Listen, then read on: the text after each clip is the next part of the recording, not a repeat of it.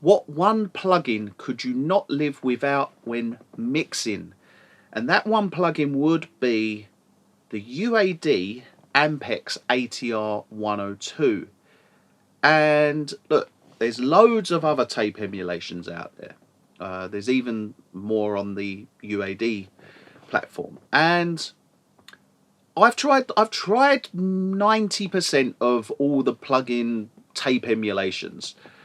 And the Ampex is the one that always comes back as the best. It just sounds, to me, and for the way that I work, it just sounds the best tape emulation.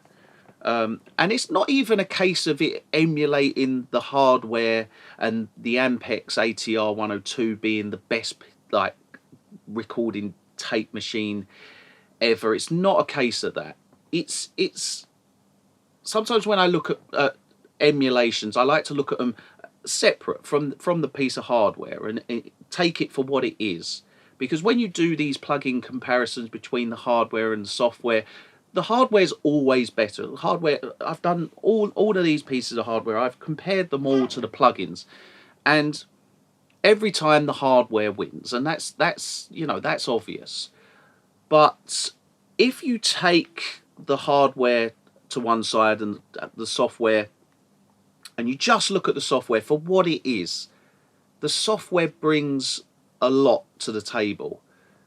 And especially in the case of the Ampex ATR, is that it's got this ability to transform a mix with it off. Now, if I had a mix with the Ampex on and I've mixed into the Ampex, now before we go any further, I'll tell you how I use the Ampex. I basically have it one on every bus, and it will have various different settings, but the overall sound of the Ampex, it uses the same tape. I always use the same tape, always use the same speeds, and the tape stays the same. It's just certain settings via the EQ, the bias. Certain settings change per bus, for instance. Some channels running into it are very subtle, some are more drastic, like drums always running into it is a big change, whereas a bass is more of a little change.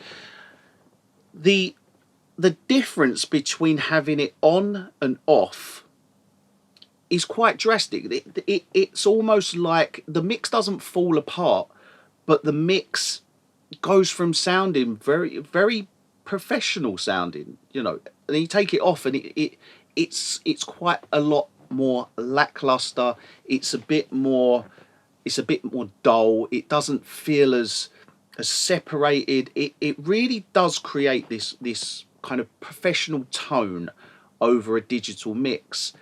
And I've found some other plug-in emulations of tape emulations do a similar job, and they you know, there's some that are as good, but I just find with the Ampex you just can't go wrong with it, and that's why I put it as this one plugin that makes, I mean, it makes such a big difference.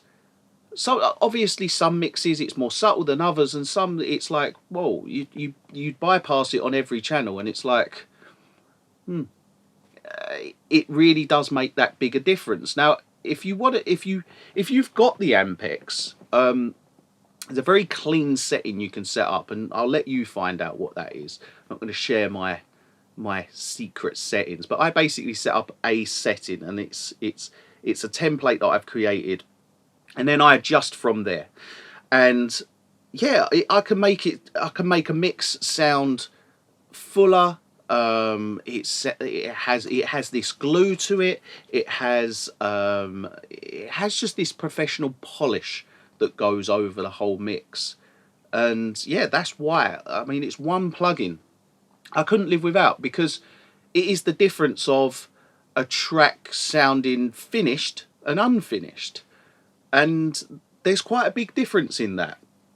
And obviously, you know, everybody wants to create a mix that sounds as best it possibly can. And if you add the Ampex ATR-102, every bus, every bus, and you don't even have to have like a crazy knowledge of how to use it.